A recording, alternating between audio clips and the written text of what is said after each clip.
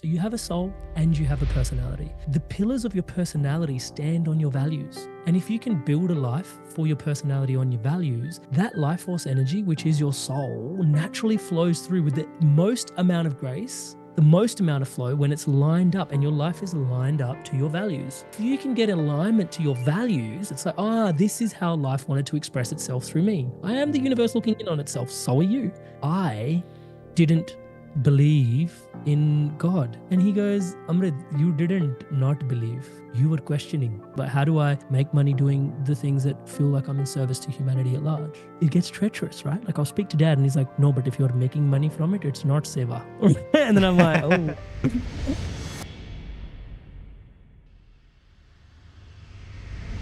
Hello everybody and welcome to Illuminating Dialogues number 27. We'll have the pleasure of sitting down and talking with Amrit Sandhu today. How are you doing, Amrit, from the other side of the world? Jhoty, it is such a pleasure and a treat to be here with you. I have so much love for the work that you're doing in the world, and not just what you're doing, the way you do it in the world. So yeah, man, it's an absolute treat and an honor for me to be here. Thank you so much for having me. Awesome. And after, watching all of your podcasts, after being coached by you, it's such an honor. I'm super excited to dive into a lot of things today. But for those of you who don't know Amrit Sandhu is the host of the Inspired Evolution podcast with over 4.5 million downloads and 90,000 subscribers, interviewing over 350 remarkable individuals, including CEOs, mystics, high-ranking military personnel, and celebrities. Amrit is also a facilitator, guide, and teacher at the Eckhart Tolle School of Awakening, Mindvalley, HearthMath Institute, and the Gene Keys. And Amrit is also my coach. So it's super awesome to have you on. Maybe you can give a little bit of a you to everybody. Awesome. So I love Thank you that. so I much. love that. It Yeah, just brings thank so you for much such energy. a humbling introduction. Yeah, really appreciate that. And yeah, super sweet to be here. Cool. So before we dive into everything, coaching, inspired evolution, alignment, maybe even talk about our own background. We're from a Punjabi Sikh background, venturing into this space, maybe touching on some sort of financial sovereignty and kind of things on that, some interesting topics. Before I start diving into all of these juicy topics, this podcast is called Illuminating Dialogues. It's a space for us to journey together to maybe a space we haven't gone before and illuminate ourselves, but also the listeners in the process. So my first question to you is, what lights you up? I think there are so many things that light us up on our path. One of my favorite songs actually is a song by Passenger. I'm not sure if you're familiar with Passenger, and it's called All the Little Lights. And his song is actually all about these little lights that go out at certain points in his life. Super poetic, super folk kind of music. And he talks about one went out in a pub in Manchester. One went out when his uncle never returned from the fishing trip that he went on, and so on and so forth.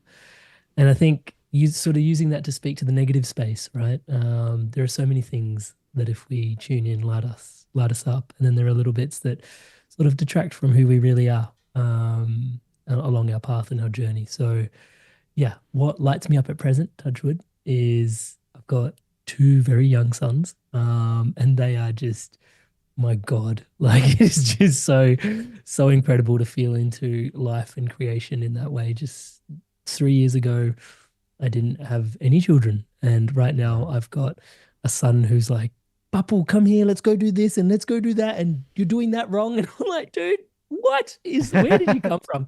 And so yeah, there's a lot of light there, a lot of joy there, touchwood. But then also, I think similar to Illuminating Dialogues, there's the inspired evolution. I think I was always prepared to evolve. I think it's part of our faith as a Sikh, and not just for Sikhs alone, but I think many spiritual teachings lead us to life is an opportunity for us to learn and grow in a particular way. Many cultures believe that our soul came here to learn certain lessons through this journey of life. And so, on that, I think there have been many inspirations that have inspired me to want to evolve and to be better, fuller, richer in every sense of the word, right? And so, yeah, there's many lights along that path. Almost every single person that I've podcasted, is a light, I would argue. Almost every single person that I've coached, not even almost, you're a light on my path at the moment. So many people to be able to be of service to learn from. Yeah, it's a very broad brush answer. I'm conscious that I'm giving you, but I think especially in our faith, to lean back into that, humility is such a core tenet, right? And I believe that is so that you can learn from just about anything. So if you're humble, like even a blade of grass can teach you so much, right? Like you could write a whole book on photosynthesis, let alone just the blade of grass itself, right? And so in there, like there's illumination in there, like about the mysteries of the universe, the way that it's put together. So yeah, there's a lot to speak to. At present in life at the moment, definitely my kids, just Mm, the age that they're at and everything as well. But the podcast itself is doing remarkable things, coaching clients, yeah, even just family, friends, lots of good things. Touch wood. amazing. I think the fact that you're able to even talk about all of these things like podcasting, coaching, kind of just speaks to how much light you've put in or putting out. I would say putting in and putting out, right? Whoa. So, so it's just amazing to see all of these things. I think just the energy of the podcast itself, it just puts out there a certain energy, right? That people are like, oh, this is possible. It just creates that world for people. Um, and I'm just wondering, like, for people as well who are not familiar with inspired evolution or perhaps even your journey, I know in many ways it's kind of been similar to me because I resonated. Like, I was also in a therapist chair, Mm, and I wasn't quite aligned, and I realized, oh my God, you know, I can actually do something that's in my heart. So, I heard this kind of story from yourself. I'm wondering if you could just tell the viewers um, what was it that kind of caused that misalignment? And if you can just talk about your journey into inspired evolution, just for the viewers who are not mm. familiar. Sure. So there's two key big overarching dark nights of the soul that led to Touchwood, the inspired evolution as it is today. I will preface everything I share with, the inspired evolution. I've always maintained this mindset. I'm not sure if it's for better or worse, which is that I'm the dead weight, right? And so that if I can figure it out, I'm sure anybody else can can figure it out. And in some ways, it sounds really like, oh, he's being very self-deprecating.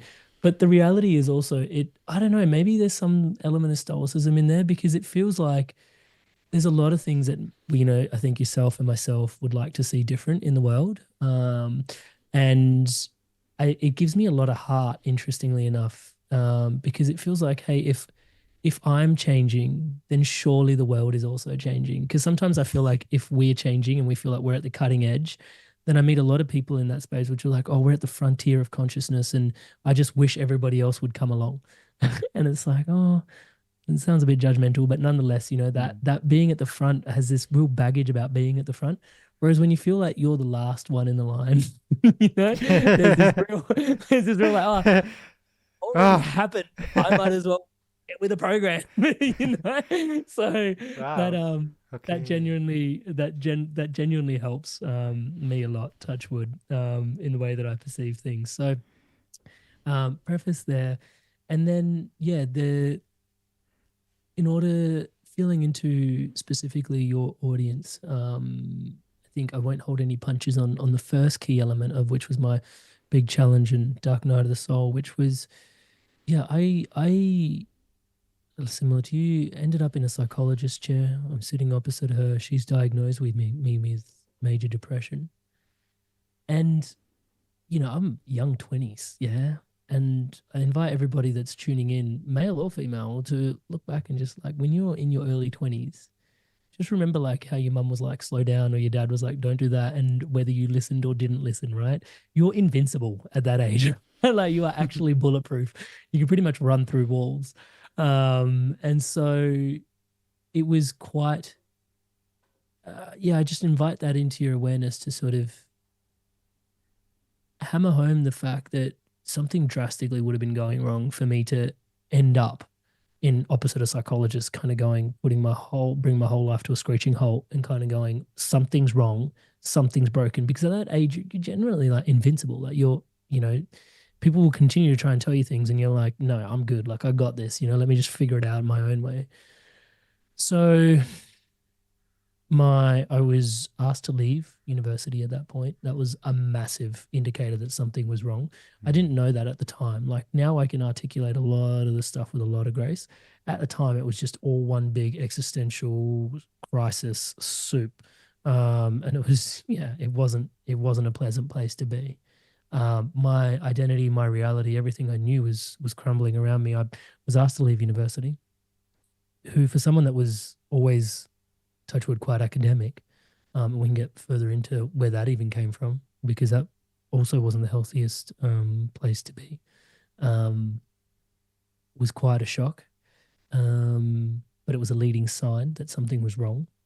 My relationship fell apart. My friends didn't want to know me. I was working really hard, managing multiple jobs, but yeah, not really moving forward academically. There was a lot that was falling apart at the time, and yeah, that watching everything like relationship, school, like everything kind of just falling in on itself was like something's not right.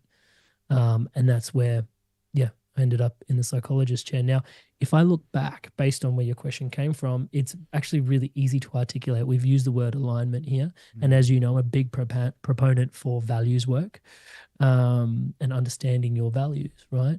So up until that point, I'd always been raised, nurtured in an Indian family, in a Punjabi family. Yeah, it's a really beautiful environment, so rich in so many ways. Like food was amazing. The love is amazing, and our bonds over family are, they're ethnic. The mm, family is quite a high value that's placed on a lot of things.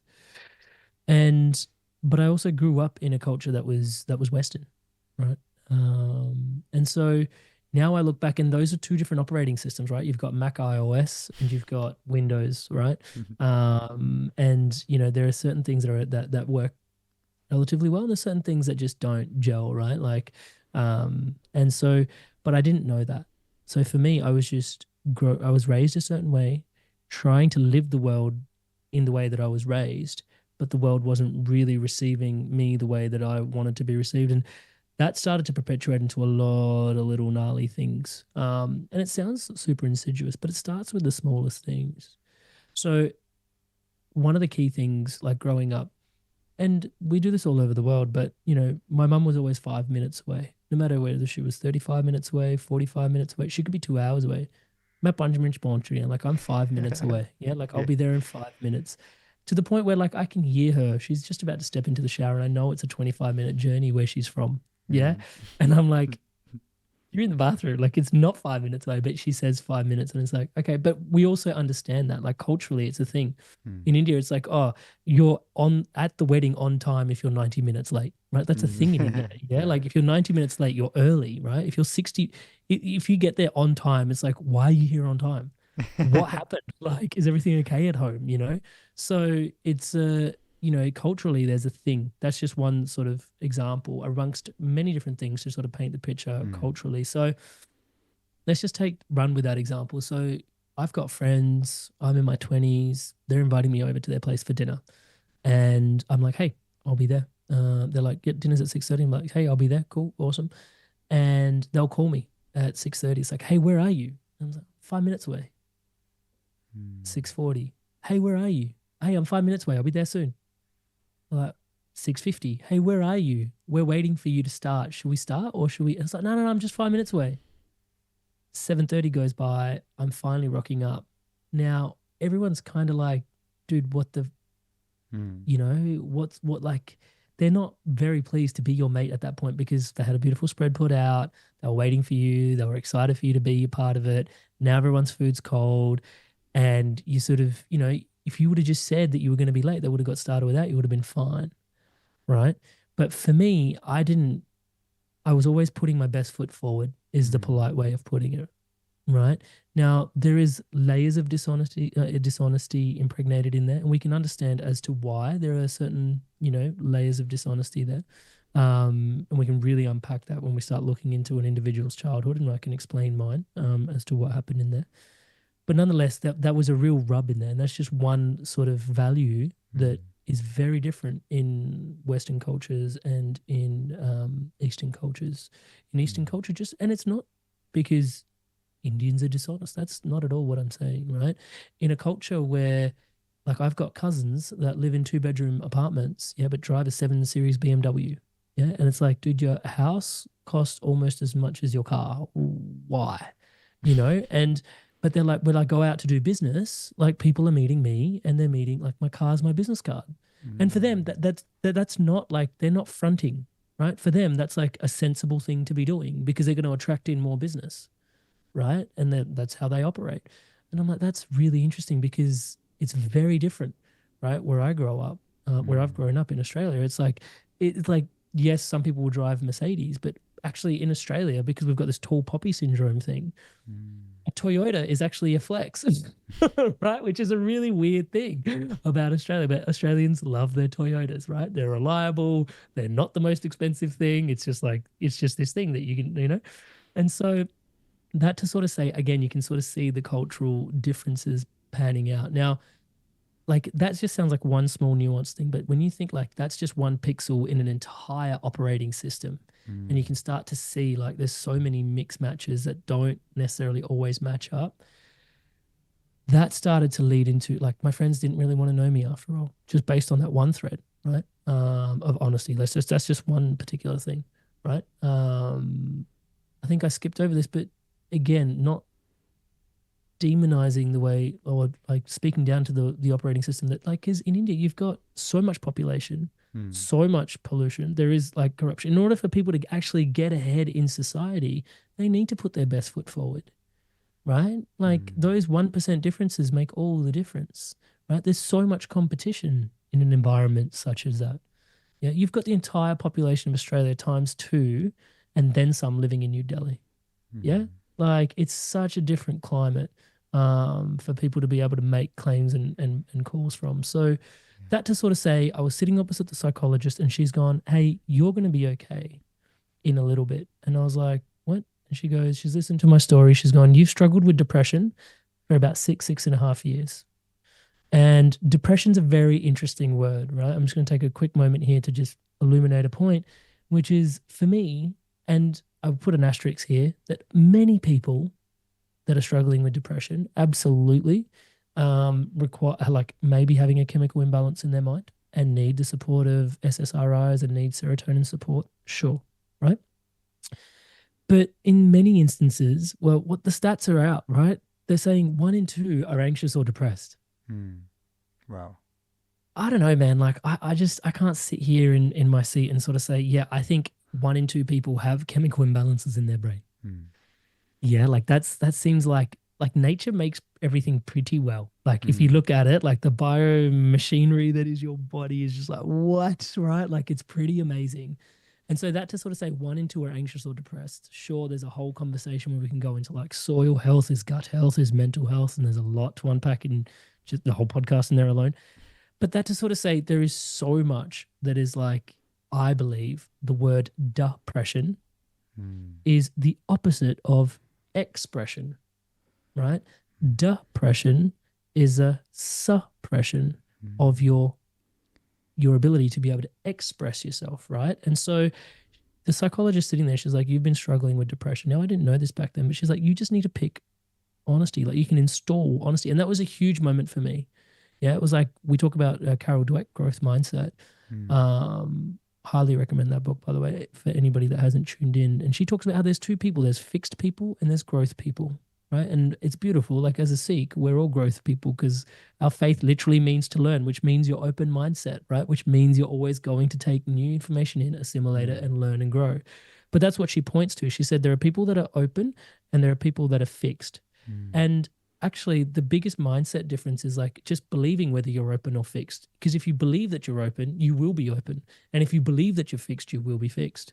Right. Mm. So it's up to you to just pick openness and you will evolve. And so at that point, I'm sitting there and she's like, if you adopt honesty, the psychologist, if you adopt honesty, your whole life will change in just a Wow. matter of months.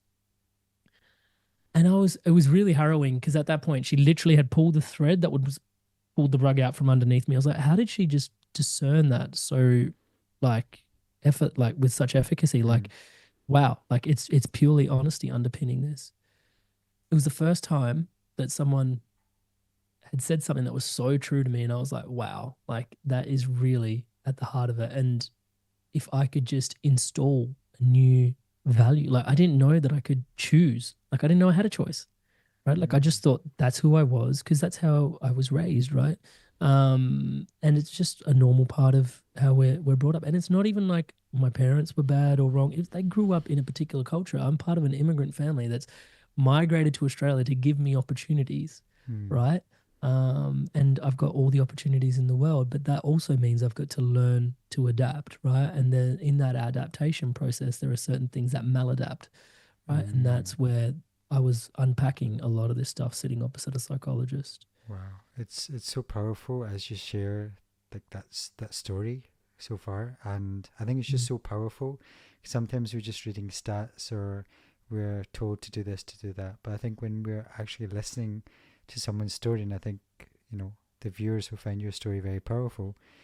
It's actually understanding that hey, I can actually almost change. I can decondition myself, and people watching this might be from a Punjabi or Asian background and might actually not recognize that these are some of the mechanisms that might be in place, and they might feel this tension or this inner tension. And like you said, it's not good or bad. It's just that it's an operating system, and you've moved Yeah. into another system, and now we're trying to work and trying to express ourself, our unique individual self. And there's kind of like two forces happening at the same time, Mm. but then there's also that force within, right? So Yeah. it's quite interesting. So how did you like, yeah, how did you like start that self inquiry as well, like to understand that force within? Because I think you mentioned to me this analogy of like a Lamborghini just parked and like, Oh, yeah, yeah, but you yeah. can actually like drive So that Lamborghini. yeah, so that leads into the second Dark Night of the Soul. So let me just quickly add a couple of things in there that Yeah. you said because you asked me the question also like how did you learn to see, right? And so the Mm. key thing in there is I didn't actually like one of the things I find myself saying is that stress is a free life coach in your Mm. life, right? Back to the way we said it before, like there's a healthy amount of stress which pushes people to perform, it's like, and that's fine. But then there's like an unhealthy stress. It's Mm. like you don't necessarily love your job and you're showing up every day. Like for me, things were falling apart. That like if it wasn't for that stress and something snapping, I wouldn't have ended up at the psychologist, right? So that was my life coach. Like literally, it just landed me exactly where I needed to go. So stress was a recalibrator. So I think there's an opportunity to recalibrate how we feel about stress. There is a healthy component to stress, but we need to listen. Whereas I think in today's society, we don't listen. It's just, I'll down another coffee and I'll, maybe have another drink and just keep suppressing all these things and just not express. Again, remember, suppress is depress, right? Mm. So on and so forth. So that's one of the things I think that's really important just to mention. Like the stress was a healthy thing in there for me that helped me snap. And, it's called the dark night of a soul of a reason. You go through the hero's journey, right? Like you break down to break through. Mm. Um, as you mentioned, like, so with that, what came back for me, the psychologist, prescribed me meditate. She prescribed me antidepressants. I took my first one. I remember taking it and just going on this roller coaster ride of like, whoa, feeling so good, and then 4 hours later crashing. Wow. And I didn't know much, and I didn't really crash. I just leveled out to where I was previously, but I'd gone so high that I was like, oh my god, this is what it's like to not have the negative self-rating, self-talk voice. What is actually going like what? And I was so like competent at getting out all the things that I need to get done for those 4 hours. I was like, I can live life like what the actual, but then I quickly was like, oh, I'm going to be, this is my crutch. And this is going to be like, I don't want to be in a symbiosis relationship. And again, Mm. massive asterisks for some people, that's what they need. But for me, it just didn't feel right. So I picked up the box print. My doctor who referred me to the psychologist actually gave me a mindfulness exercise. And that, I'm going to save time, but like it spiraled into this thing. And I had this moment where I like practiced mindfulness. And actually, I'll slow down just for a sec because I think it's worth sharing because they treat anxiety and depression as one in the in many ways similar, right? And now having worked with Eckhart Tolle's teachings for so long, well, depression is you being stuck in the past. So anytime I say a thought to you like, oh, I should have done this, or I could have done that, or I wish I had have done, you can feel the frequency already. It's like, I wish I could have, or I should have, or I wish Yeah. that would have. You can feel it, right? It's like, it's like sluggish. It's slowing Mm. down. It's like, right? It's a depressing energy. And if you flip that, tomorrow, I wonder if this is going to happen. Oh, I wonder if that's going to happen. Is this going to work out for me? Will I have enough finances for this? I wonder if that she likes me. No. You can feel it, right? It's speeding up. Like that worry and about the future Mhm. is anxiety, right? So spending time in the future state causes anxiety.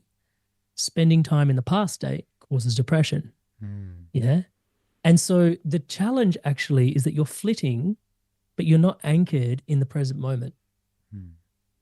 Yeah. And that's where the book, A Power of Now, is such an antidote for so many people. And it's medicine, right? Because it helps anchor you in the present moment. And so all of a sudden, depression and anxiety, I want to say become a thing of the past, but absolutely, you still think backwards. Like society and civilization got to where we were by looking at our past mistakes, lessons learned. Absolutely.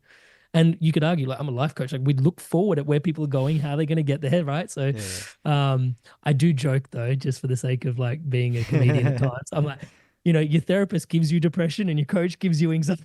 But anyway, It balances out in the end. it's a whole nother, it's a whole nother podcast. But nonetheless, like the future, right? Like is this anxiety provoking state. Mm. But you're meant to look forward to what you're going to plan and then come back in. But that's the point, right? To come Mm. back into the present moment and Mm. find a safe hallowed ground here. Yeah. Now, And the shout reason I out shared, to, sorry, I was going to say a quick shout out to Power of Now because I've read that book like twice. oh, So yeah, so good. big Yeah, shout out. Yeah, Eckhart Tolle. awesome.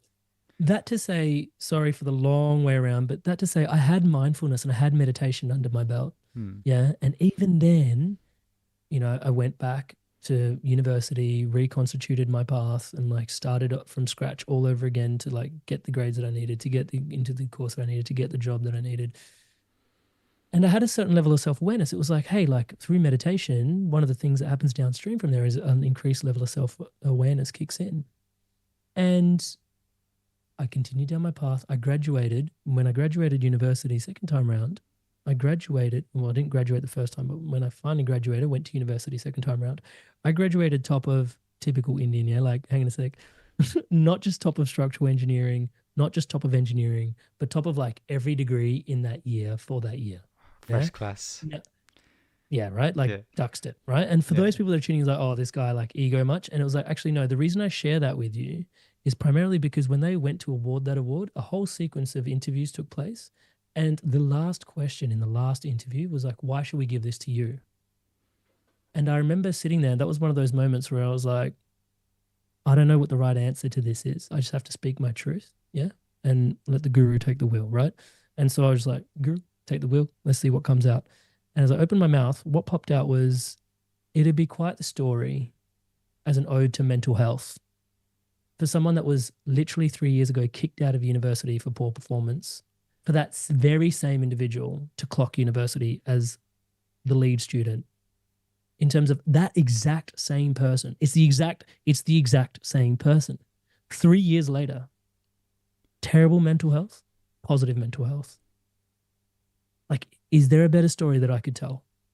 And they took that on board. And I think mental health was such an important topic for them that they were like, actually, this is worthwhile to hand it to this guy. And I promised that I would use this award to inspire others. Wow. Right. And so hence here we are. So that to say, with that in hand, I landed like the best job that someone could get. Right. It was inevitable. And so I go to this new job and I'm like doing all the things. And from there, pursued 7 years of career misalignment. Hmm. And it was just so painful. Like from the outside looking in, again, and I had meditation, so I don't think I went into major depression, but it was depressing, like if I'm honest with you, right? Because I wasn't able to express who I truly am. You asked, where did the podcast come from? Hmm. And for 7 years, going in, feeling like I was plugged into the matrix, I was doing 6 a.m. to 6 p.m., 6 days of the week. It was really intense. I was just like, dude, what is this? Like, I don't feel like this is my calling. Like, I feel really like an existential cat is being rubbed the wrong way. Yeah, I literally felt like it was the Matrix, Hmm. and it felt really dark, really heavy, really dense. And at a certain point, just to fast forward it, enough became enough. And I was like, you know what? Something's got to shift. I'm inspired by all these people, such as yourself, people aspiring to be coaches, podcasters, speakers, creatives, doing incredible things in the world. I don't know how to do that, but I might not be the sharpest tool in the tool shed, but I'm not the dullest one. Like, there's got to be a way that I can figure this out, but I don't know how to. Like, I've been indoctrinated in this path of becoming an engineer. So I was like, maybe I'll just interview people every week and figure out how they got to where they got to, right? Wow. And that was the journey of the Inspired Evolution. That was birthed from a very dark place, right? I was suffocating, yeah. Hmm. I was inspired. I was ready to evolve. I had no idea how to get there. And that was 7 years ago. And every week since then, without fail, basically, we've done a podcast every week since the last 12 to 18 months. We've done two a week now. Um, and that's, yeah, yeah, we talk about illuminating dialogues. These illuminating dialogues have dug me out of that dark place, touchwood, into what you see with the Inspired Evolution today. Myself as coach, podcaster, speaker. Wow, that's so powerful. And I think you just give a voice to all, obviously, people who don't also have a voice. Because a lot of people can be in, like you use the word matrix, like that movie, can be in that environment and just thinking, this is it. But I think you talk to guests or the way you express or shine a light on things in such a way that they realize, no, there's something inside of them that wants to express. And I Mm. think you also helped me with this quite beautifully. Like, whether there's so many models out there, but you use a disc model and you're like, no, there's an I, and you have that within you, and it's just not getting expressed, right? So I Yeah. feel like a lot of people um, might be stuck in this greater system and it's unconscious in a way. In a lot of ways, it kind of like overlaps with the immigrant system of, like, doctor, lawyer, with engineers, um, and so I get kind of why this has kind of happened, because obviously immigrants have come over, they're wanting their children to be a bit more stable, and so that is a stable path, both for Mm-hmm. status and money. Mm-hmm. Um, but then how can people really start to, like, realize their strengths? Like, what have you helped? What have you seen in clients that's actually helped them spark that light inside? Yeah, cool. So there's three things in there, right? Yeah. So the very first one is to understand your values, right? And for Hmm. those that don't know what their values are, inspiredevolution.com/values. 20 minutes from now, you'll be as clear as I am on my values Hmm. as you can be as on yours. I'm connection, contribution, celebration. Hmm. When I was working as an engineer, there was no connection. There was a little bit of contribution, a little bit, yeah, like 30%, maybe 50. There was no celebration. Nothing wrong with being an engineer. It's an incredible role. Yeah. And even the people that wanted me to be an engineer, right, came from a place where they were wanting the best for me. Hmm. I think about my father, like he started he started with farms. Like he was farming. Yeah. And then he started a restaurant. Yeah. Hmm. And then from there, like he's looking around and he's like, I'm working really hard physically. Who's not working hard physically, but is working mentally? Hmm. Right. So my dad's saying was like, I worked hard so you could work smart. Yeah. So obviously an engineer is doing smart work. They're using their minds. Yeah. But little but lo and behold, did you zoom out and go, who's employing the smart guy? Hmm. Right? Who's the business owner? Right? So a degree in business could be another thing altogether. Right? So there's layers to all of this.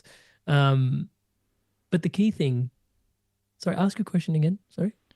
I think we're. It's fine how I it's going. digressed. I I enjoy totally it. digressed. I digressed. I I'm digressed. totally I enjoying became it, but conscious that I digressed. it was like, how are you also helping people Discovering, light yeah, up? But I your really, strengths. I do really love this conversation because it Mm, does. Just to go back to that, because I started this YouTube channel with the Punjabi lore series and then Legends of Mr. Singh, which was my own granddad's journey, right? And that mm, was, and just the appreciation for maybe they didn't get to do what they could do, right? He had a maths mm, degree. He came from Punjab, India, mm, and he had to work on the buses and trams, right? And then mm. open his shop. So he didn't really get to do. And then in his retirement, he got to do his sums, with his Yeah, grandchildren, but yeah. he never actually got to express himself in that way. So in many Which is ways, depressing. Yeah. we're very lucky to have that opportunity to even ask ourselves, what do Yeah, we, and so that's the thing, right? So the people that are nurturing you are guiding you to yeah, support their value system into you, right? So getting clear on who you are. Like my mm, dad isn't connection, contribution, celebration. no, He's got some of them in there, right?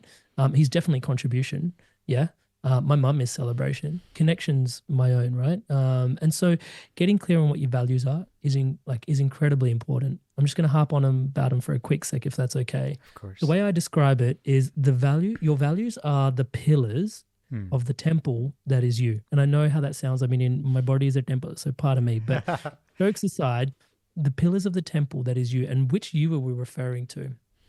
Everybody I've podcasted, spiritual, there's two senses of self. There's a higher self, a lower self. There's a soul, there's a personality, there's a spirit, there's an ego, right? However you want to language it. Yeah. I like soul and personality, seems to be one that people can really get on board with really Mm. easily. So you have a soul and you have a personality. The pillars of your personality stand on your values, right? And if you can build a life for your personality on your values, your soul was here to learn a certain amount of lessons.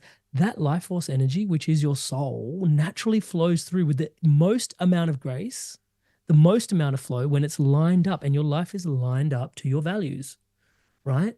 So your responsibility, because at the moment what's happening is you're living in alignment to other people's values. You've polarized life force energy flowing through you. Yeah, but if you can get alignment to your values, it's like, this is how life wanted to express itself through me. I am the universe looking in on itself. So are you. What? Life is curious about itself, right? It's a total trip. What are the pillars of the lens that it wants to look in on itself as you? It's your values, right? So Mm. connection, contribution, celebration is Amrit. So don't leave this podcast thinking you need to connect, contribute, and celebrate. That was the last thing I want from you, is to further program you down into the wrong path, right? That's my path. Discover your values, inspiredevolution.com/values. That's a great place to start.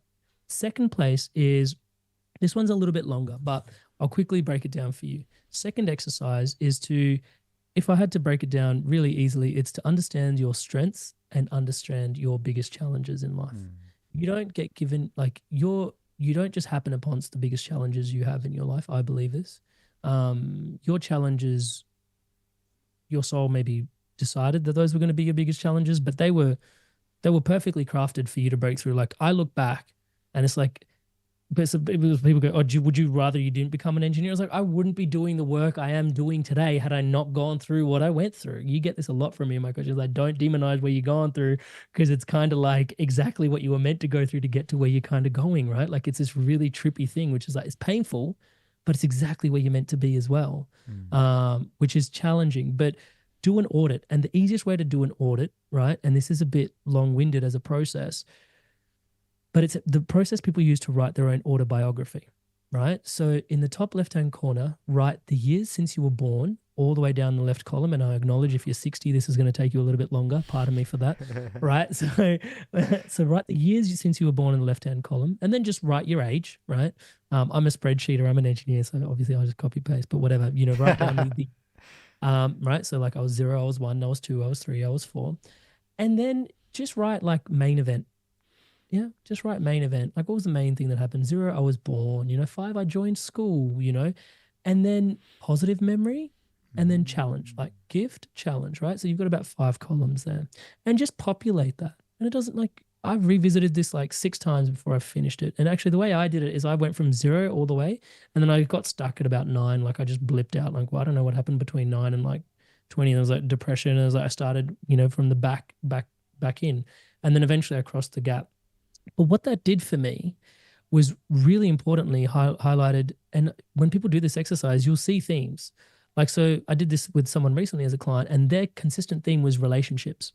It was like, such and such didn't stop speaking to me, and such I fell out with, or I fell in. I was like, your life arc, because they could have reflected on any blessings and any challenges, but the challenges they were focused in on happened to be around relationships. So it's like, there's something about you and your incarnation at this present time that you're about relationships, right?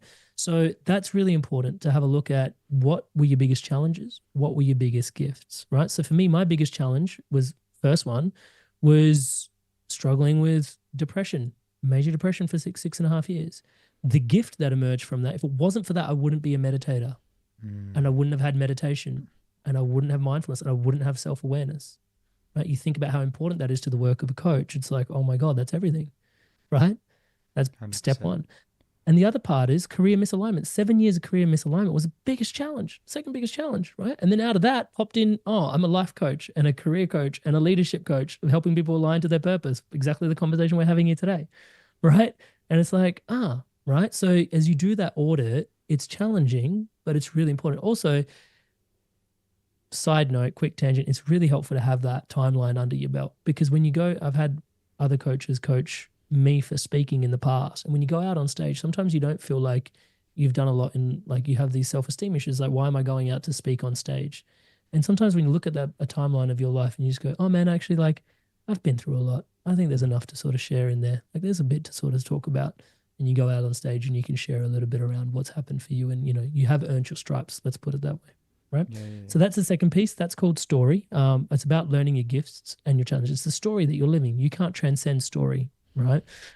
Even I had moments, and this is how trippy dippy philosophical Amrit gets at times, like, I'm going to try to be the character. I'm going to be the guy that transcends story. I'm going to live storyless. Yeah. Like I'm going to be beyond story. And it's like, you're just living into a character that's trying to avoid a story, bro. Like you're still in the story. So story is something that is sacred to how life is lived. Yeah. And thirdly is vision, right? Okay. Making sure you craft out a vision for your life. That was super transformative for me. For those that want to know how I did that, inspiredevolution.com/vision. These are completely free tools, by the way. /vision. You'll have 12 different dimensions of your life. You'll go away and build a vision for those states.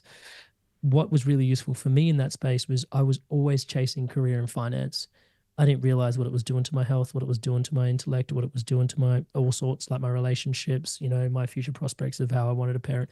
It was just, and I think society at large, because of capitalism and consumerism, is like you're a unit of like energy that puts out. It's like finance, career, but it's like actually those are two dimensions. That's only 1/6 of your entire being.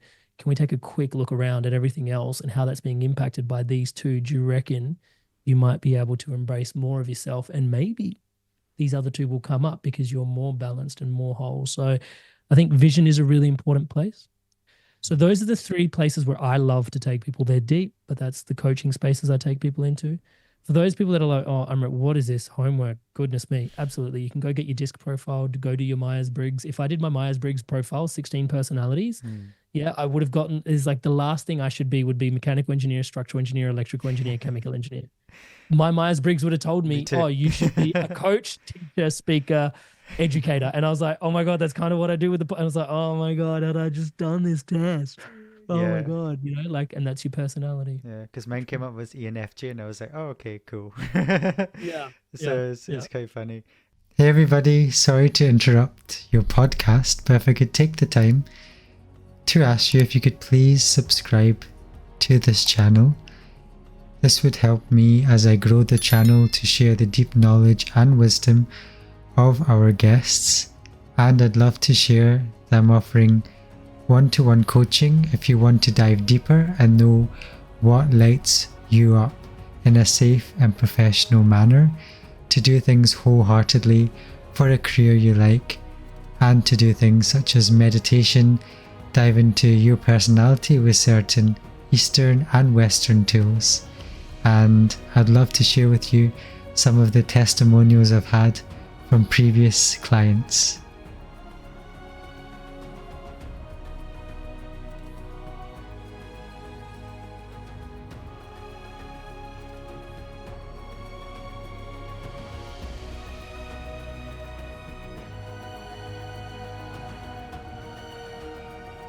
So if that floats your boat and you'd like to go slow to go far, then you can have a free strategy session with me. You can visit my website, Jhoty.com. That link should be in the description. Enjoy the rest of the podcast. But I appreciate you just sharing all of that because it makes it so tangible to people. Because you also mentioned something like life force energy, right? I think you mentioned to me before energetic signature and that soul and that personality. People don't often notice that there is this life force within them, and that structure helps that flow through them almost. Um, Mm.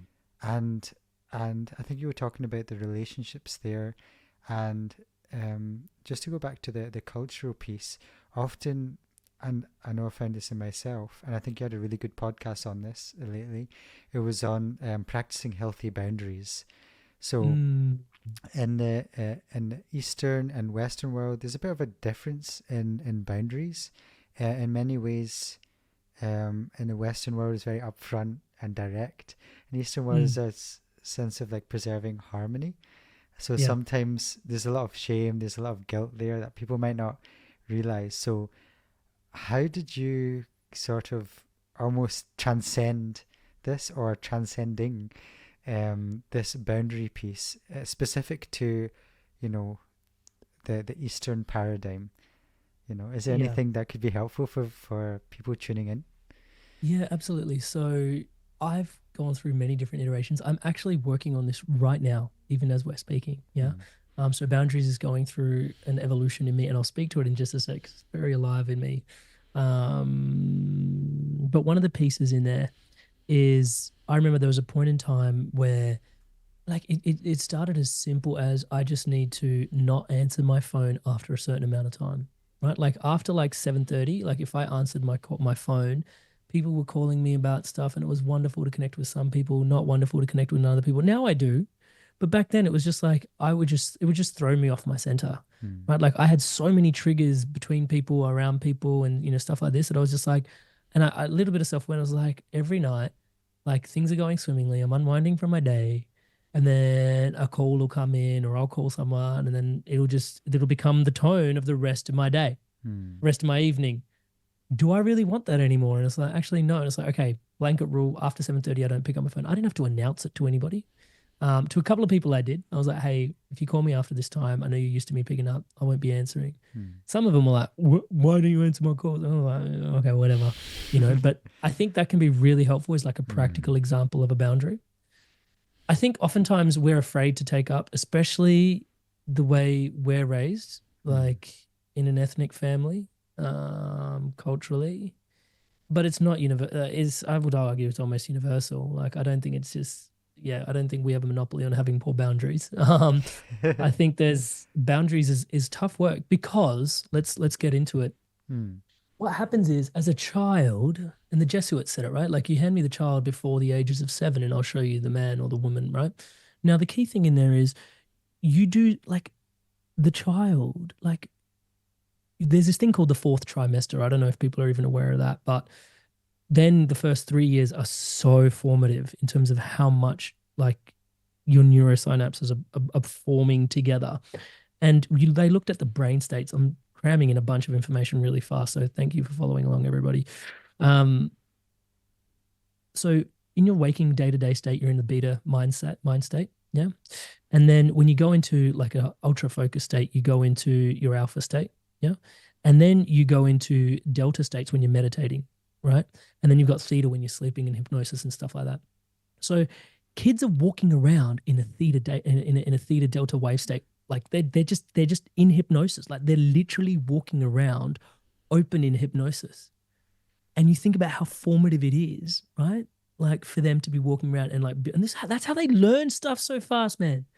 Right? Like they're just learning like languages and this and that, and so like they're in that state. Now, what happens is they're so switched on. I'm watching this happening with our kids as well. Like now, if a kid does a certain thing, they get love for it. If they don't do another thing, they don't get love for it, right? And they're super, and they don't know that that's happening. They're just like, they're subconsciously completely plugged in, Mm. right? So it's very intuitive, it's very subconscious, but it is programming how they operate. So imagine, just so to uncomplicate all of this, the parents love as the son, yeah, and the child as a pot plant.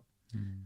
The pot plant will grow towards the sun, which is the parent's attention. It's not love, it's Wow. attention. I wish it was love, but it's attention. So the child will want its parents' attention. And so then it would learn. And I watch this happen right now. I've had to unprogram my kids at a certain point because when this happens, like the kid's crying, we pick them up. I'm not saying don't pick up your kid when they're crying, but if every time they cry, you pick them up, that's called learned helplessness. Mm. Now he's learning to be like, and I get picked up. So next time I want to get picked up, what do I do? Right. So now it's really cool. Like my kid reaches out when he wants to be picked up. We've had to teach that to him, right? It's like, reach out and we'll pick you up. Yeah. Mm. As opposed to, where, and we'll pick you up. Yeah. So that to sort of say we learn, and that's just one example among so many that we do to get our parents' attention so that is then love and affection pours in.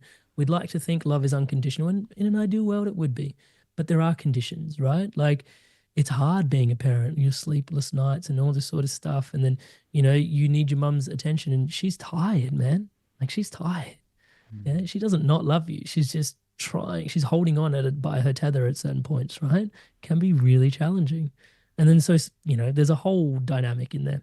But that's really important to recognize that we take on so many things in these formative years, in this formative part of who we become, that if we tumble that into our future, we end up becoming somebody that we're really not, right? Because we were trying to it's a survival thing. Mm. Just trying to survive. Attention meant love, meant nurturing, meant we were looked after. And it's a beautiful part of like you shouldn't demonize your parents. Like, it's a beautiful part of it. And you look at like karmically, don't hang up on your parents. Your soul chose those parents before it came here. Yeah, like it knew it wanted to learn those lessons. Yeah, I know that's a big statement, right? And so I should probably caveat it, but nonetheless, it's my belief system. You make of your belief system what you will, right? Mm. Touch wood. Yeah. And so therein lies those challenges, but there's the real opportunity to do the work to unpack it and kind of go, when you get further down the line, go, oh, if I look back, where did this come from? And it's like, I got love for X or I got love for Y. We go back to like Amrit being the academic.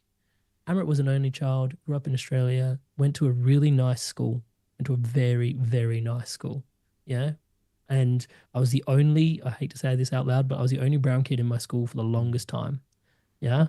Um, and it wasn't lost on me Mm. that I was the only immigrant really kid there and that my parents were paying a large sum of what they earned to put me there. Wow. Right. They had one child that could do it. That and this is where the level of subconscious, like kids are so smart, right? Like I inadvertently took that to mean like I better make this thing work for them. Mm. They were investing in my education so I could have a great time. But for me, it was so much pressure that I better perform academically, right? And I did so that they could love me. Now, I'm sure they would have loved me if I wasn't academic, but it justified their investment in me. They weren't coming from that place, but subconsciously, kids pick all that up, Mm. right? It's a total, and so then you fast forward that, and it's like, okay, academically, I'm always putting the first one to put his hand up first, always trying to get the right answer. Okay, what does society want me to be? They want me to be an engineer. Sure, I'll become an engineer. I'll do the right thing, hand up, yep, do the thing, and you end up somewhere that is not inherently you. The sneaky thing, if I can just take another Yeah. second, I know there's been a total monologue, is you also can't turn off who your soul is. Your soul's always expressing itself Mm. through you. I was always a really good kid at school, touchwood, because of what we just described, right? Mm.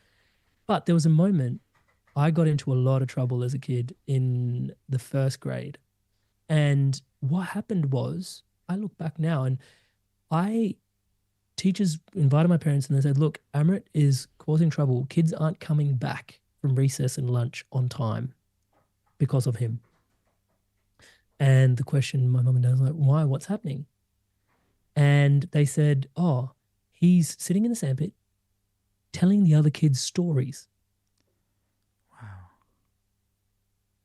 And I look back then and mum and dad were like, you need to stop telling people stories so that they can get back to lunch and on time. Like, absolutely, that's what you would have tell the kid, right? Yeah. But you look back and it's like, I've been storytelling here all day, right? Telling my story Yeah. to hopefully it's got insights for you. As teachers, we like to teach via story because the metaphor, like the sun, the plant, right? That Mm. the story paints a picture so much more with such greater efficacy, right? And so that was the unbridled, unadulterated. That was Amrit. That was Mm. Amrit right there, in and around, while still trying to be who he needed to be to get the love that he needed. He was still there. Yeah, touch it. You're always there. The Mm. key takeaway there is get out of your own way, right? So yes, society will program you a certain way, but then it's your responsibility to deprogram yourself, Mm. right? That's so Yeah. powerful. Yeah, so powerful as you share that, because just like you were already doing that, like that soul was trying to express through you, and I never had that in my mind that the sun. I thought the sun was love, but actually you were saying it's the attention, and I think that would speak to a lot of people, maybe from immigrant backgrounds, who didn't even realize that's why they were going to this level. I know I was all A's and everything, but we don't really know why. We just think we have to, but the motivation behind that, you know. So there's a lot Yeah. of And things to behind pin there. that back to boundaries just really Yeah. quickly, because it is very alive in me, Mm-hmm. is so when we start talking about boundaries, it's like putting boundaries against other people, like what they want from you and what Mm. you want for you. And so the key thing is notice people talk about boundaries a lot. Yeah. And it's like put Mm. up boundaries, have healthy boundaries, establish boundaries, don't let such and such this do that to you. And only like it was 2 weeks ago, I was on a podcast, and this is why I love podcasting, and I know you do too, where someone was like, who cares about boundaries? Take up space. Wow. And I was like, what the? Wait, stop, stop, stop. Wait, what? And again, it reignited the work. And it was just like, boundaries are such a defensive move. Yeah. Mm. But like the offense version of it is like, what is it that I want to cultivate in my space? Yeah. Right. And so just a thought, just a thought. Yeah, Yeah. that just turns the whole question in the head, because it's not like we're like we're not like trying to impede, but it's just like we are that What expansion. is in it? What is naturally expanding out of you? What is Yeah, your yeah, natural yeah, yeah. expansion? Yeah. Powerful, powerful stuff. Wow. Um, I had a few more questions I'd love to delve into. Go. Yeah, yeah, yeah, yeah, Yeah. yeah, yeah, yeah. Um, so we're both from us also like a Sikh background, and Mm, obviously this is really interesting time we're at in global collective consciousness, where there's mm, also a lot of other um there's like new age spirituality, there's other ancestral teachings coming to the fore, and this is why I love your podcast, because there's so many different ways of people connecting, right? So how do you find it navigating your Sikh background and the new age spirituality from the same background, and how are you viewing your ego in terms of like you know, using this? You spoke to like personality and soul before, and I think mm. there are some people in this space who are a bit confused about, what really is ego, and so the conversations you've had so far, I'd love you to illuminate to people maybe your journey um in this space. Yeah, so it's a great question. I grew up in a really privileged situation where I went to a Christian school. Mm. I had friends that were Buddhist. My mum was Hindu. My dad is Sikh. Mm. And so I could have basically, at some point, I could have picked anything. And it's for a long while there, I was atheist. And I remember looking back because my dad's very devout, and I was like, Bapu, like, what happened there? Like, there was a period of my life for 5 years where I didn't believe in God, Mm. you know? And he goes, Amrit, you didn't not believe. You were questioning. And I was like, yeah. And he goes, and as a Sikh, what more can I ask from you? Love the accent, by the way. And I was just, oh yeah, well, okay, that's my dad. And I was like, yeah, totally, right. So that's like, but that's one of the things to allude to. Like, Sikhism was really easy for me to fall into Mm. because it just made it. It was one of the only faiths that I saw that was like able to sort of be like, hey, everybody's on their own path. Mm. Ours isn't better. Ours isn't worse. There's just a path. Pick your path and go all in. Yeah. And so even as the podcaster that's Amrit, like, yes, lots of different, like we interview Rosicrucianism, we wrote like we did a thing on the mystic Jesus, like lots of different models, right? And again, all paths. So as a Sikh, it made it really easy to be a podcaster because it's like, absolutely, you're entitled to your path. Please take your path. Like, yes, your path. Viva your path. Mm. Yeah, like some of my favorite stories are like people in Punjab, like Gurdwara burnt down, and the guy that the Muslim guy built the Gurdwara again for Mm. his Sikh friend, or Masjid burnt down, and the Sikh guy built the Masjid for his Muslim friend, like that. It doesn't matter what your path is, as long as you've got a path, you've got your connection, right? And I think just to circle back into that, most people from having podcasted so many people now in the day to day, more and more of us collectively, back to your point, are waking up to our oneness. It's just happening, whether we like it or not. It is happening, and I love it. But nonetheless, like, so good that we're waking up to that oneness. Yeah. It's interesting because I want to call it the top, but the politics and the power to be are thriving a lot off of divisiveness. Mm. But it's almost like the wrecking balls come through the Titanic or something, right? Like we can see it falling apart. So they're like screaming louder and louder. It's like divisive, divisive. And you're like, eat your heart out. That's not the truth, And I think we're slowly tipping over that point now where people are like, yeah, look, and no one believes in politics as much anymore. Like they're just looking at it going, yes, these guys are in like governing things, but really the people are very different to their leaders. Mm. And I'm sure that's going to birth a new system. I'm sure it will. Yeah. Mm. Whether it happens within my lifetime, whether it happens 500 years from now, whether it happens 1,000 years from now, the new thing's emerging, right? We're all part of it. Yeah. But there's this really beautiful time where more and more people are waking up. And it's a real trippy dippy thing because it's like the more we do the work on us, like, remember, I'm the dead weight. Yeah. I'm last in line here. If I'm waking up to some degree, right? Touch wood, then everyone else around me must be waking up too. And it's like, oh, then collectively there will be critical mass and things will shift, right?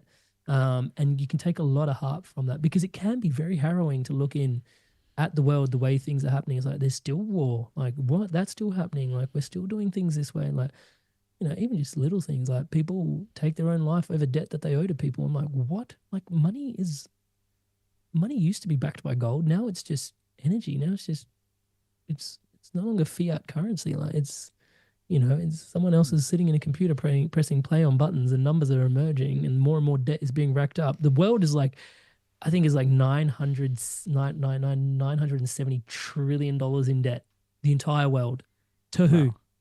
To who? And I think that brings me on to like that question of like financial, like, because when we go into this, and I know you started your podcasts on financial, and when people are talking about spirituality or they're connecting to themselves and trying to express and not suppress, often financials can be out of the picture because we're just thinking about expressing our being. But I'm wondering if you can talk to the importance of being financially sovereign. Why is that important, and how can people get started? Because I really like that also podcast episode you did with Minority Mindset, who I also follow. So why is that really important? Yeah, it's interesting. Like, let's just tuck back into our episode that we've been talking about thus far. So when we talk about, we're talking to Amrit, and so Amrit's biggest fascination is spiritual entrepreneurship. Yeah. And where did he get that? My dad is spiritual. My mum is an entrepreneur. Remember we talked about the pot plant that grows towards the sun? Yeah.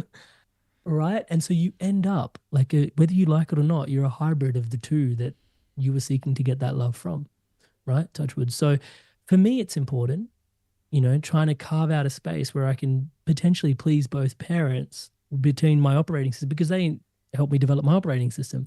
So building out sovereignty, financial sovereignty is like this spiritual entrepreneurship. Like, how do I make money doing the things that feel like I'm in service to humanity at large? Mm. right? To the point where it gets treacherous, right? Like I'll speak to dad and he's like, no, but if you're making money from it, it's not seva. And then I'm like, oh, curveball, right? But it's like, but that's true for him. Yeah. And it's Mm. probably true for so many. But when I look at myself, it's like, well, I don't really stand another chance because my mum's entrepreneur. And so Mm. this is the operating system that's Amrit, right? So I'm going to have to find a way forward that reconciles both of them in my being, right? Those are my ancestors. Yeah. There's a healing that's happening between the two in my very being, touch wood, right? Mm. So now that to sort of say, I think today's day and age is very, very special because we have the internet. I don't want to call it the second coming of Christ. That's completely blasphemous. But my God, it has changed so much. Yeah, like it has changed so much. Our ability to, we're doing a podcast, you and I. Yeah. Yeah, like you're in Scotland, I'm here in Australia, right? You're coaching people all over the world. Like when we first connected over coaching, I was like, bro, I can't even tell you how much it means to me that you're a coach. And I'll say this to you and your listeners right now. Like I'm trying to do so much in the world with my coaching just to try and, have a positive impact around the things that, as you can tell from this podcast, matter to me. And to Mm. feel a dear brother, right, with the same middle name on the other side of the planet doing the exact same thing. And I'm like, man, like this is ridiculous, like it just feels so good. Mm. Yeah. So in there, I think it is really important to build financial sovereignty within yourself. Mm. Because it develops a serious backbone within you. And that comes back to integrity. Yeah. And integrity is a huge piece for many individuals, right? We talk about expression. Yeah. The internet has afforded us to be creators in the creator economy.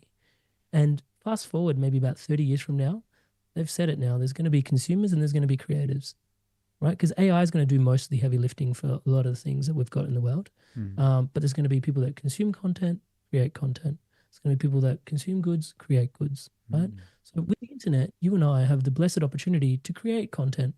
And we're creating content, having important things that matter to us, right? Mm. And so then there's people that are consuming. And there's nothing wrong with consuming, yeah? But as we all know, again, back to like other people programming you or you programming you, yeah? And so it's a real incredible gift to be able to be like, oh, I'll create. And back to your point, people generally when they come to coaching, they're like, oh, and they're like, oh, I want to leave my job and start this tomorrow. And Mm. it's like, how long did it take you to get your job? And they're like, oh, Mm. 10 years, 15 years. And it's like education, all this sort of stuff. And it's like, great. So would it be fair to say that you could walk into that job like that? And they're like, It's like, Mm. great. What if I told you it only takes like 2 years or 3 years of conscious effort and work to pivot into the next thing relative to the 15 years you put into your last career? They're like, that actually relatively sounds pretty good. And it's like, right, but it requires a little bit of patience. The key wholesome thing in there that I espouse to everybody is what I call monkey roping. Yeah, especially for those that are career transitioning. Monkey roping, obviously, I'm a monkey for those that haven't figured it out yet. My kids are monkeys. Anyway, joke on. But nonetheless, it's this thing called monkey roping, which I got from Tim Ferriss, which is you don't let go of the lifeline that you currently is supporting you until you've got a bit of momentum on the next vine, right? So monkeys swinging on one vine, that's your Mm. current trajectory. And then grab a hold of another vine. And when you can see that this trajectory is going to take over, there's going to be a leap of faith at some point. Absolutely. Hopefully, you've got a coach and a mentor by your side at that point, or someone that loves you enough to sort of guide you through the process and all of the above. But then, boom, you can let go, right? And then you'll swing into the next thing. Yeah. But that's a process that you need to go through. And Mm. if you're not familiar with how to go through it, it's a skill. Like I've coached over 350 people one on one through not always that transformation. Many people are leaders trying to elevate their leadership, but Mm. many people through that transition. And it's a blessing when it happens. It's incredible because, yeah, just watching people live life in alignment and make money in alignment to what matters to them, invariably they end up making more money because they end up happier with what they're doing and they show up differently. Like right now, I'm going over time on a podcast technically, and that's really rude to say out Mm. loud, but it doesn't matter to me because I'm like, this is what I enjoy doing. Like I like to talk. I'm in flow. I'm connecting to people. I'm connecting to Jyoty. I'm connecting to the audience. Yeah, I'm contributing to Jyoty, contributing to the audience. Hopefully, Mm. there's celebration. Hopefully, everybody lives life a little bit richer, fuller because of this interaction. Touch wood. Hopefully, yeah. So, is there a problem? No, right? Yeah. Yeah. And the fact that that can live into more and support you, I think it's a really incredible time. This is Mm. the time that our parents would have dreamed about, but didn't know how to activate. Mm. Yeah. And it's been activated thanks to the tools and technologies that have been birthed, and more are coming. More tools and technologies are coming to free us up from manual labor, Wow. right? Yeah. And as you share that, like, and you're sharing that from such an authentic place, like, I hope people can also feel that, that passion you have, that integrity you have to help people making that shift. And I feel it's so important because when that life force flows, like you said, it is that soul, it is that frequency, it is that authenticity that is doing that. It's almost divine work that it does, right? And you, it's amazing, and it's just a new paradigm that we're kind of shifting into. And so the work you're doing, the podcast, the coaching, it's just kind of building that new paradigm. I think people have been saying that before about the quote from Buckminster, right? It's like, Buckminster Fuller. yeah, yeah, about creating the new system and people going to this rather than trying to fix our old broken system, Yeah. right? Yeah. Yeah. Yeah. The quote is along the lines of you don't focus your attention and energy on the problem, and Mm. for the solution that you divert your energy and resources to where you want to the shift you want to see in the world, you know. And for me, that is inspired evolution. Divert your attention and energy to the things that you think matter the most to you. You know, illuminating dialogues is what matters to you, and Mm. you're doing it. Amazing. And as people start to awaken to this and perhaps want to contribute in a more grounded way, in a more authentic way, in this kind of more consumerism world, in this world, this in East Maya, um, they could get a bit wrapped up into the spiritual journey, a bit more around the consumerism angle. So, what was Mm. your recommendation? I know we spoke about this before, for people to really help stay grounded and grow their business or grow their careers or themselves, but from a standpoint of sustainability. If you could maybe speak into that and maybe some Yeah. So practices you do as well. sustainability, yeah, sustainability once again is a bit of a careful with that word Mm. is what I would say. Not to you, that sounds really full on, but sustainability means longevity. Ah, Yeah, okay. so can I sustain this? Is it long? Does it have longevity Mm. in it? And again, that's old paradigm thinking, right? Like let's sustain, right? Because people talk about this a lot, like minority minds. That we had this Mm. conversation, like it's incredible. He goes, we used to have like I had a CD. If I sold it, I don't have the CD. The other person has a CD. But now we've got digital. So if Mm. I have one CD and I sell it, now there's two CDs, and I sell another one. There's a three CDs. Now there's four CDs. It's like what? Now it's just energy. Mm. Yeah, it's so different the world we're living in now. Yeah, it's a very different paradigm. So I wouldn't focus on sustainability, right? Okay. I'd focus on energy, right? And Okay. so the key thing in there is what you're trying to do is line up again to your values. Because the more I connect, the more I contribute, the more I celebrate. Mm. Yeah, energy arrives. It's what I was put here to do. So the universe, like, how did I end up getting coached by Eckhart Tolle? Like, what? It was in alignment to connection, contribution, celebration. So random. That's a whole nother podcast for another day, by the way. But like like stuff happens, Yeah. right? When you're in alignment, and so there's that life force energy that you were referring to earlier, right? Mm. It propels you and powers you, yeah. Yeah. Rather than you having that scarcity of kind of like, oh, how do I make connection? There's only so much connection. There's only so much contribution. There's only so much celebration. It's like, no, there's not. Like that's what life wants to experience through Amrit. What does it want to experience through you? Again, inspiredevolution.com/values. What does it want to experience through you? And you are most energized around those things, Mm. right? Like I've had a really long day. I was tired. I came to the podcast. I'm energized. What? Wow. Right now I'm leaving energized because we're living in alignment to what we're meant to do, right? Yeah. And so that is the non-finite system. So sustainability, what? I don't need I, to sustain. that Yeah, never that's even like occurred to me because, yeah, it's just energy that you are getting amped up by that because that sustains your life force. It's yeah. amazing. What was that like being coached by Eckhart Tolle? Oh, Cheeky question. bizarro, because he was talking about purpose and presence, and it was fine for me that he was talking about presence, but I almost, again, my ego was like, dude, you can't talk about purpose. Like you're the presence guy. You're power of now. What are you talking about the future? But it was cool. We talked about a lot of great things. It was yeah, it was a group format. There was about 12, 14 of us. Nice. But it was bonkers. And yeah, he was teaching people to be mini Eckhart Tolles, but the context of Eckhart Tolle is the context of Eckhart Tolle. I don't think it was fair for him to sort of be like, yeah, you can be an Eckhart Tolle through this coaching experience. But it was perfect because in the end I had to find my own way with purpose and presence. But Awesome. very, very, very special time. Very special. Awesome. Thank you so much. Well, Oh, there's so much wisdom, so much jokes, just vibes so much on this podcast. I hope the listeners, you guys enjoyed it too. Just as we slowly wrap up, is there anything you'd like to leave the viewers on? Things to think about, things about how they can indeed be inspired and keep evolving in their life. yeah, so what you look up to in others, Mm. really, around you, is like some people say there's jealousy and weird things like this. It's not like your inspirations, they're sacred to you, right? Like they like you go, oh, Jyoti, oh, it's like he's doing something. Like it literally brought in prana, it brought in life force, like it Mm. animates you. Let that animate you further, inspire your evolution. So the things that literally are those lights where you started the podcast, yeah, in your world, allow those to infuse into your being and allow them to guide you forward, however random they may feel. If they're super random, that's right. You've got a coach like Jyoti here to help you find your way forward through all of that as well. Touch.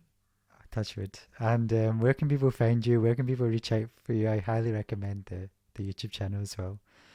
Thank you so much. Yeah, YouTube is the home of the podcast at Inspired Evolution, where you look up Amrit Sandhu and you'll find it there. The website is amrit.coach for all things coaching. But yeah, if you want to book in a one-to-one discovery call with me, amrit.coach/life.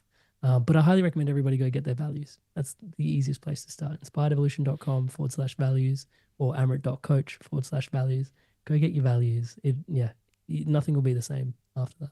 Awesome. Yeah, and I'll put all the links in the description below. I've done the value test and it really helps you just center, yeah, come back to your values each time. Thank you so much again, Amrit. It's always a I pleasure to talk loved to it, you and brother. keep doing the amazing, amazing work you're doing. Likewise, bro. Like I said, such a fan of your work and the way you're doing it. And just, yeah, man, so much love and power to you, man. Thank you so much for having me. An absolute pleasure and an honor.